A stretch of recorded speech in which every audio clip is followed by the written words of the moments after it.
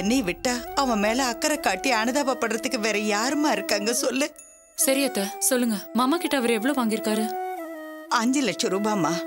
அந்த பணம் மட்டும் கிடைச்சிருச்சுன்னா அவன் கொஞ்சம் நிம்மதியா இருப்பாம்மா. உனக்கு கோடி புண்ணியமா இருக்குமா.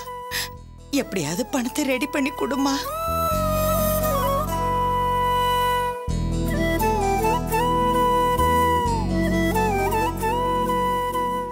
சாரு.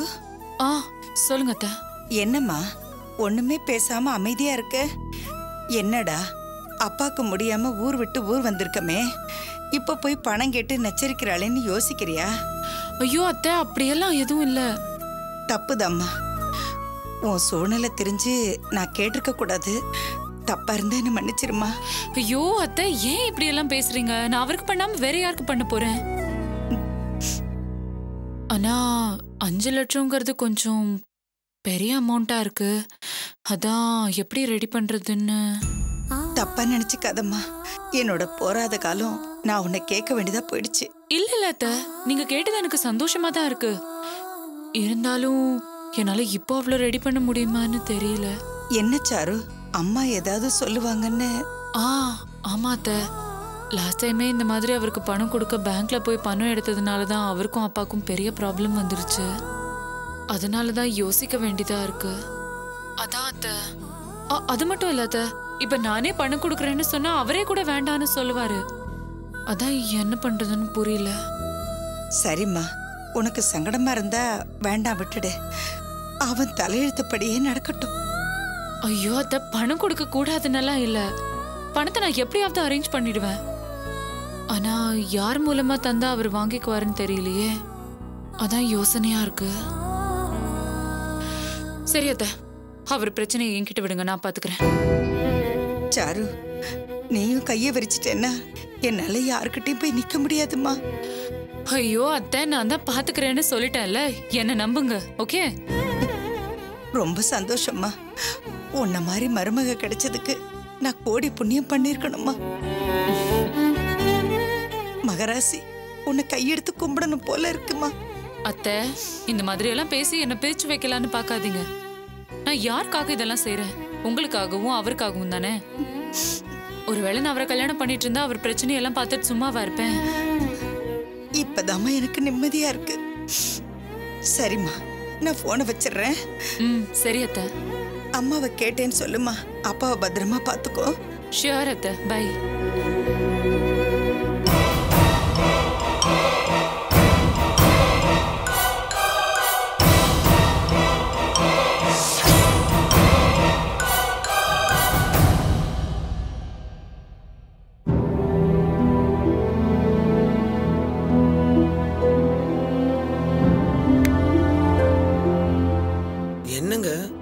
லைட் கூட போடாம இருட்டுல என்ன பண்ணிட்டு இருக்கீங்க?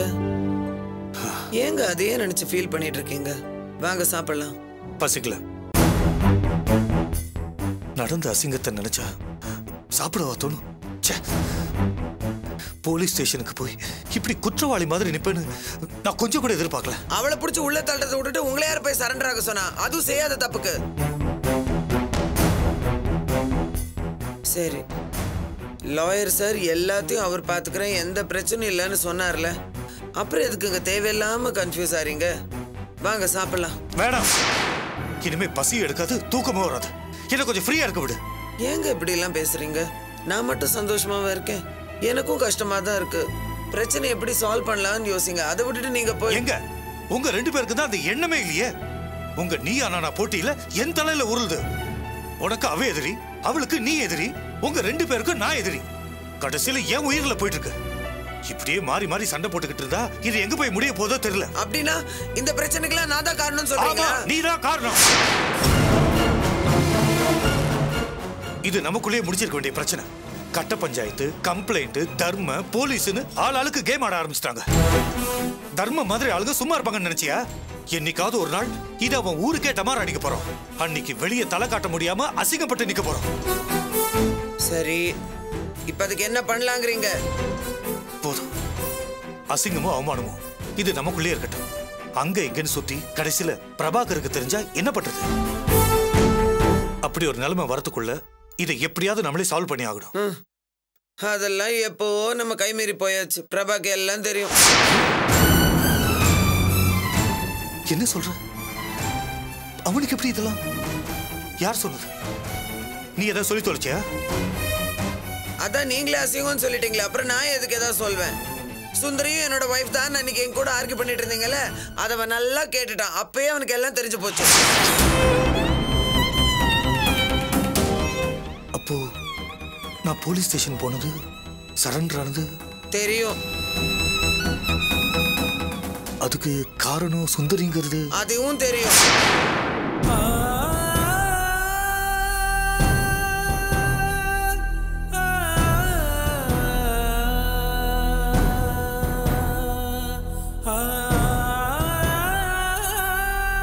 சரி விடுங்க. என்னைக்காவது ஒரு நாளைக்கு அவனுக்கு உண்மை தெரிஞ்சுதான் ஆகணும். நம்ம வாயால சொல்லி அவன் சங்கடப்படுறதை விட அவனா தெரிஞ்சுக்கிட்டான். நல்லதா போச்சுன்னு விட்டு தள்ளுங்களேன்.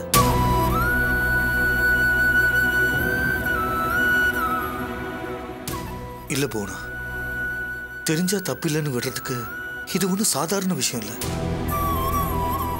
பேரண்ட்ஸோட கேரக்டர் சரியில்லைன்னு தெரிஞ்சா அது பிள்ளைங்களை எந்த அளவுக்கு ஹர்ட் பண்ணுன்னு கொஞ்சம் யோசிச்சு பாரு.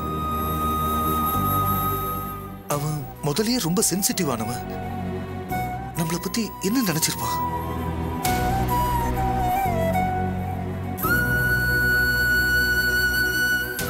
நினைக்கிறது என்னங்க, அதெல்லாம் மீறி என் முகத்துக்கு நேராவே அசிங்கமாவே பேசிட்டான்.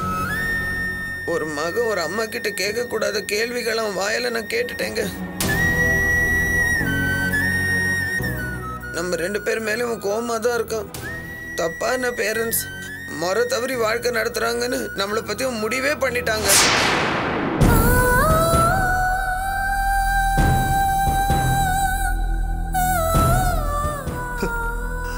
இதெல்லாம் அவனுக்கு தெரியக்கூடாது. தெரிஞ்ச வேதனைப்படுவான் தான் இத்தனை நாள் கஷ்டப்பட்டு நான் காப்பாத்திட்டு வந்தேன். சரி விடுங்க. சரியோ தப்போ இதெல்லாம் முன்னாடி அவன்கிட்ட சொல்லி நம்ம புரிய வச்சிருக்கணும். அப்படி செய்யாதது நம்மளோட மிஸ்டேக் தான். அவனை பத்தி நீங்க எங்க கவலைப்படுறீங்க? அவனை எப்படி சமாதானப்படுத்தணும்னு எனக்கு தெரியும். அவனை என்கிட்ட விட்டுருங்க.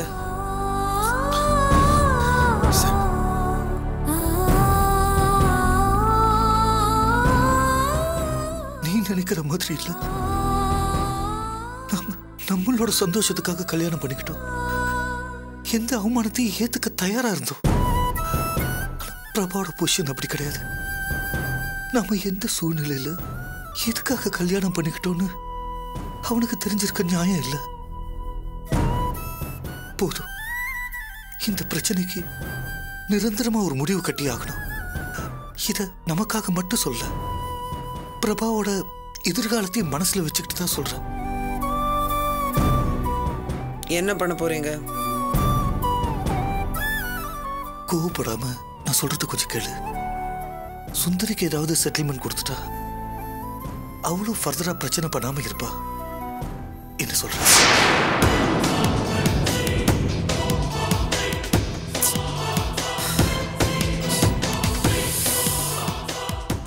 இதுல உனக்கு சம்மதம் இல்லைன்னு எனக்கு தெரியும். ஆனா இதை விட்டா பிரச்சனையை தீர்க்க வேற வழியே கிடையாது. ஏன் கிடையாது? அது என்கிட்ட விடுங்க. அவளையும் அவ பிரச்சனை எப்படி சால்வ் பண்றதுன்னு எனக்கு தெரியும். போனா, பிடிவாதம் பிடிக்காம நான் சொல்றது கொஞ்சம் கேளு. என்னத்த சொல்ல போறீங்க? சுந்தரோட அப்பா தான் என்ன படிக்க வச்சாரு. சுந்தரோட அப்பா தான் என்ன டாக்டர் ஆகினாரு. அவருக்கு நான் நன்றி கடன் பட்டிருக்கேன்னு same old bloody flashback dialogue தானே. அதுக்கு தானே அவளை கல்யாணம் பண்ணிட்டு அந்த நன்றி கடனை தீத்தீங்க. கிடைச்ச வாழ்க்கையை காப்பாத்திக்க பக்கல. அதுக்கு நாம என்ன செய்ய முடியும்? அவதான் வெக்கம் இல்லாம சொத்துல பங்கு கேட்கறானா, அதை தூக்கி கொடுக்கறதுக்கு நீங்களும் தயாராயிட்டீங்களே. சாதாரண கிளினிக்கா இருந்ததை மல்டி ஸ்பெஷாலிட்டி ஹாஸ்பிட்டலா மாத்தினதுக்கு யாருங்க காரணம்? நம்ம 2 பேரும் கஷ்டப்பட்டு உழைச்சது மட்டும் இல்ல, ஒருத்தர் மேல வச்சிருந்த நம்பிக்கை, அண்டர்ஸ்டாண்டிங், லவ், இதுதாங்க காரணம். இதுல உரிமை கொண்டாடுறதுக்கு அவளுக்கு எந்த விதமான ரைட்ஸும் கிடையாது.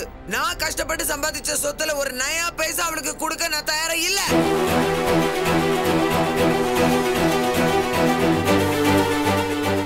போனா, சும்மா வீம்புக்கு பேசாத.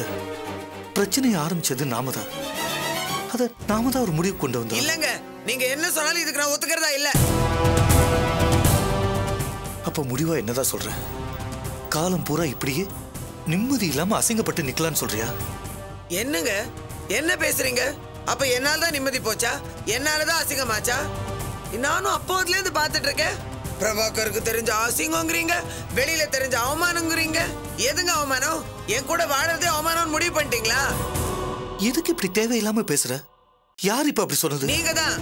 நீங்க தான் வார்த்தைக்கு வார்த்தை அசிங்கம் அவமானம் பேசிட்டு இருக்கீங்க. வெளியில தலை காட்ட முடியாம அசிங்கம்னு கண்ணீர் விட்டு பேசிட்டு இருக்கீங்க. அப்படி யாருங்க உங்களை என் கூட அவமானப்பட்டு வாழ சொன்னது? பிரபாவுக்கு தெரிஞ்ச உயிரே போயிடுற மாதிரி துடிச்சிட்டு இருக்கீங்க.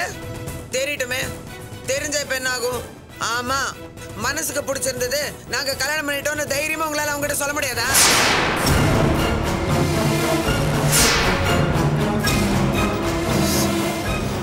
எனக்கு புரிஞ்சு போச்சுங்க. மொத்தத்துல என் கூட வாழறதே மரியாதை குறைவா நினைச்சிட்டீங்க. திரும்ப திரும்ப போதும், நிறுத்துங்க. நீங்களே என்ன மதிக்கலன்னா மத்தவங்க என்ன எப்படி மதிப்பாங்க? ஐயோ போடா, நான் அப்படி நினைக்கல. இல்ல, அப்படிதான். நீங்க நாசமாக்கினது அவ வாழ்க்கை இல்ல, என் வாழ்க்கை. இனிமே நான் உயிரோட இருக்கிறதே வேஸ்ட்டுங்க. என்னைக்காவது ஒரு நாளைக்கு வெறுத்து போய் நான் சூசைட் பண்ணி சாகதான் போறேன். நீங்களும் செத்தா சந்தோஷம், பழைய பொண்டாட்டியோட உறவை புதுப்பிச்சுக்கலான்னு காத்துட்டு இருக்கீங்க. ப்ளீஸ் போடா, கொஞ்சம் பேசாம இரு. சுந்தரி வைஃப்னு சொல்ல வெக்கப்படாத நீங்க என்ன பத்தி பேசும்போது ஏங்க வெக்கப்படுறீங்க?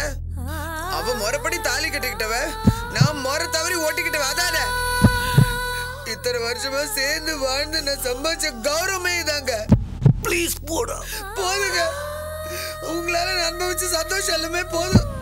சம்பாதிச்ச மொத்தத்தை அவளுக்கே எழுதி வைங்க. அவதான் உங்களோட பொண்டாட்டி.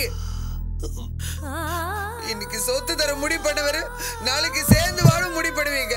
கண்டிப்பா அதான் நடக்கும். அன்னைக்கு நானும் பிரபாகரும் ஆதரவு இல்லாம நடுத்தர நிக்கதான் போறோம். அதனால உங்க இஷ்டப்படியே செய்யுங்க. என்ன நீங்க ஒரு பொண்டாட்டியா நினைக்கலங்க. மொத்தவங்க சொல்ற மாதிரிதான் உங்க மனசுல என்ன பத்தி தப்பா நினைச்சிருக்கீங்க. கேவலமா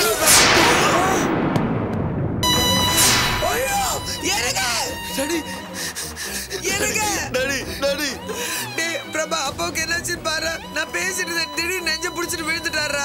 பேசிக்கிட்டு தான் சொல்லாதீங்க. உங்க வார்த்தையெல்லாம் கொள்ளிட்டு தான் சொல்லுங்க. உங்களோட பிடிவாதம் கோவத்தால தான் அப்பாவுக்கு முடியாச்சு. அப்பாவோட உயிரோட சொத்து தான் அவளுக்கு பெருசா போச்சுல. பிரபா நீ ஏன்டா இப்படி எல்லாம் பேசுற? ப்ளீஸ் டா, முதல்ல அப்பாவுக்கு என்னாச்சுன்னு பாரு. ஹாஸ்பிட்டல் போன் பண்ணிடா எனக்கு. ப்ளீஸ் எனக்கு நான் பிரபாகர் பேசுறேங்க. வீட்டு ஒண்ணு ஆம்புலன்ஸ் அனுப்பி வைங்க. இல்ல அப்பாவுக்கு லெஞ்சு வலி, லேட் பண்ணாம சீக்கிரம் அனுப்பி வைங்க.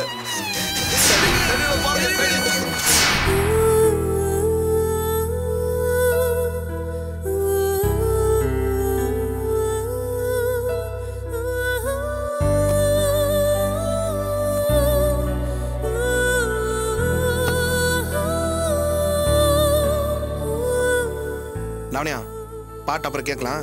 நான் உன்கிட்ட கொஞ்சம் பேசணும். லாவண்யா, லாவண்யா, உங்ககிட்ட தான் பேசிட்டு இருக்க. அத கொஞ்சம் நிறுத்துறியா? என்ன? நான் பாட்டு பேசுறேன், நீ பாட்டு ஏதோ கேட்டுட்டு இருக்க. சாரி, நான் கவனிக்கல.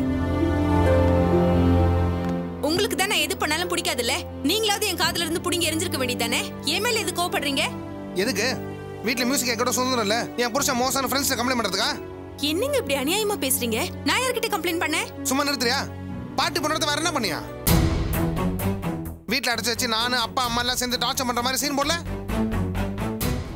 உன்னால என் மானமே போச்சுரி. அவங்க என்ன பத்தி என்ன நினைப்பாங்க? ஏங்க எப்பவுமே இப்படி என்ன பத்தி தப்பாவே புரிஞ்சுக்கிறீங்க? நீங்க வருத்தப்படக்கூடாது, உங்க பேரு கெட்டக்கூடாதுன்னு தான் உங்க ஃப்ரெண்ட்ஸ் கிட்ட எல்லாம் பார்த்து பார்த்து கவனமா பேசினேன். அப்பவும் நீங்க என்ன தப்பாவே நினைச்சா எப்படி? போதும், திரும்பவும் நல்லவமா நடிச்சு சீன் போடாத. ஐயோ, நான் நடிக்கலங்க. அத்தை மாமா உங்க மேலெல்லாம் எப்பவுமே நான் ரொம்ப மரியாதை வச்சிருக்கேன். உங்களுக்கும் நம்ம குடும்பத்துக்கும் எந்த அவப்பெயரும் வந்துடக்கூடாதுன்னு தான் நான் பயந்து பயந்து கவனமா நடந்துக்கிறேன். இத போய் நடிப்புன்னு அபாண்டமா பேசுறீங்களே. என்ன ரொம்ப திறமையா பேசுறதா நினைப்பா?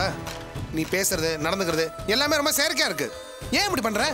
கொஞ்சமாவது இயல்பா நடந்துக்கோ.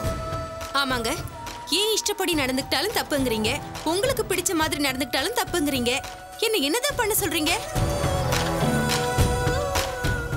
இப்படி எல்லாருமா சேர்ந்து என்ன பொம்மை மாதிரி ஆட்டி வைக்கலான்னு பாக்குறீங்களே, இது உங்களுக்கே அநியாயமா தெரியல? என்ன நாங்க ஒன்னு ஆட்டி வைக்கிறோமா?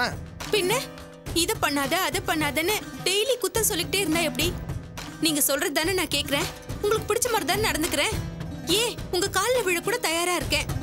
என்ன ஏன் நிம்மதியா இருக்க விட மாட்டேங்கிறீங்க? ஆமா, ஒண்ணு தலைக்கு மேலே ஏறி உட்காந்துக்கோ, இல்ல காலைல வந்து கிடக்குற மாதிரி நடிக்கிற. நீ எப்பவுமே இப்படிதான் எக்ஸ்ட்ரீம்ல இருப்பியா? ஆமாங்க, எனக்கு உங்ககிட்ட எப்படி நடந்துக்கணும்னு தெரியல. ஒண்ணு பண்ணுங்க, சமையல் குறிப்பு மாதிரி மரியாதை இவ்ளோ, பணிவு இவ்ளோ, கோபம் இவ்ளோ, சிரிப்பு இவ்ளோன்னு எனக்கு ஒரு லிஸ்ட் எழுதி கொடுங்க. அதை வச்சு நான் சரியா நடந்துக்கிறேன். சும்மா ஆர்கியூ பண்ணிட்டு இருக்காத. நான் நேரடியாவே கேட்கறேன், உன் பிரச்சனை தான் என்ன சொல்லு. இங்க என்ன பிரச்சனை உனக்கு? இதுக்கு ஏதாவது சொல்லி பொய்யா நடிக்காத. மனசுக்குள்ள இருக்கிறத ஃப்ராங்கா பேசு. எனக்கு என் பழைய லாவணியா வேணும். அதுக்காக நான் என்ன பண்ணும் சொல்லு. சொல்லிட்டா மட்டும் அப்படியே மாறிட போறீங்க. உனக்கு பிடிக்காத ஏதோ ஒன்று நான் பண்ணிட்டு இருக்கேன். அதை வெளியே சொல்ல முடியாம தான் கோவத்தை வர மாதிரி காட்டிட்டு இருக்கேன். எனக்கு நம்மளோட நிம்மதியும் சந்தோஷம் தான் முக்கியம். என்ன பிரச்சனைன்னு சொல்லு, நான் திருத்திக்கிறேன். நிஜமாவா? சத்தியமா லாவணியா, மனசு இருக்கிற வெளிப்படையா பேசு.